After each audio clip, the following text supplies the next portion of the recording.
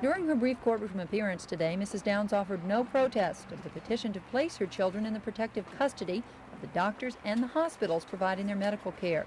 That petition was filed last week by the district attorney's office because it was believed the children were not safe in their mother's care. Assistant DA Fred Hughey said his office brought the Children's Services Division in after Mrs. Downs indicated she wanted to take Christy out of the hospital against the doctor's orders. The children's attorney, Bill Fertig, said the children need more medical treatment and as witnesses also need to be placed in the state's protective custody, particularly in light of the mother's position as a possible suspect. A situation complicated by her refusal to appear before the grand jury. But Mrs. Downs' attorney, James Jagger, says that suspicion has kept law enforcement agencies from following up all important leads in the case. You always have family as a suspect. That's just simply a matter of course. But what has occurred here is just inexcusable. We're trying to conduct our own investigation, and hopefully this situation will help the mother of those children get the investigation back where it's supposed to be, and that's investigating all these leads, chasing down the people that we're seeing out there, flagging down other cars and other people.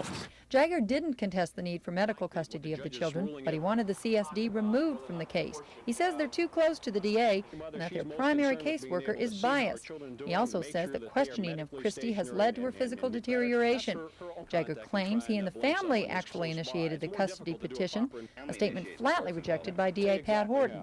We knew that if we tried to restrict and stop the abuse of Christy Downs by law enforcement personnel having uninhibited access to her, causing regression and problems, that we would have some real problems. We wouldn't get the focus back where it's supposed to be.